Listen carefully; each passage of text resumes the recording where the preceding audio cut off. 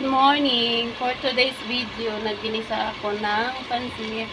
So, ayan, ginisa ko na yung onions, garlic, tsaka chicken. Lagyan ko siya ng oyster sauce, guys. Kasi walang seafood. Chicken lang yan ngayon. So, ayan. So, brown na natin siya. Lagyan ko na siya ng soy sauce din.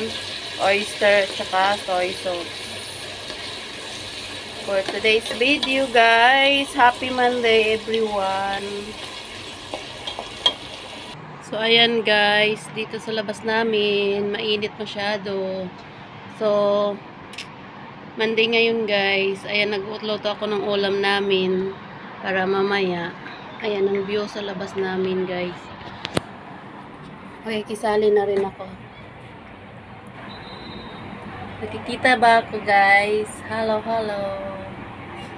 So, ayan, magandang araw sa lahat ng OFW, mga friends, followers. Ayan, mega love shout out sa inyo. Maraming salamat sa patuloy na pagsusupport sa akin, guys.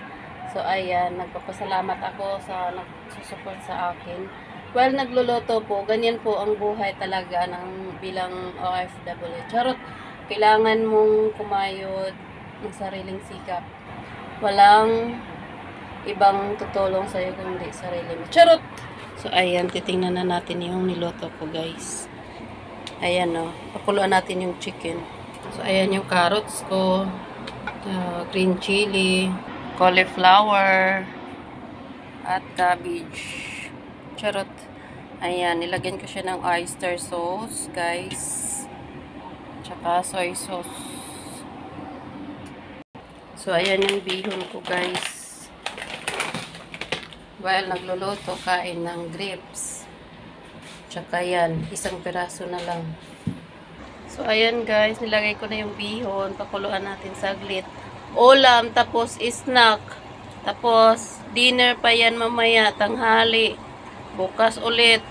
So, ayan na, guys, nilagay ko na yung carrots. Malapit na siya maluto, guys. Kainan na.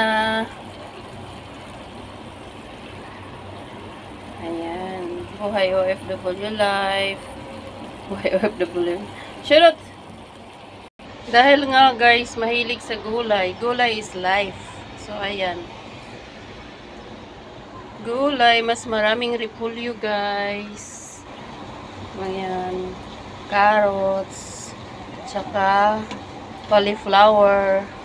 Wala po kasi yan ano ngayon eh. Shrimp.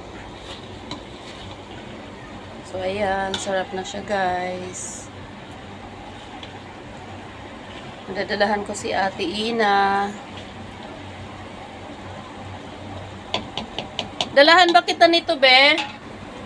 Uuwi ka naman, di ba? So, ayan, guys. Luto na. Dito ka na lang kakain. Ito na siya, guys, oh. Oh, yummy.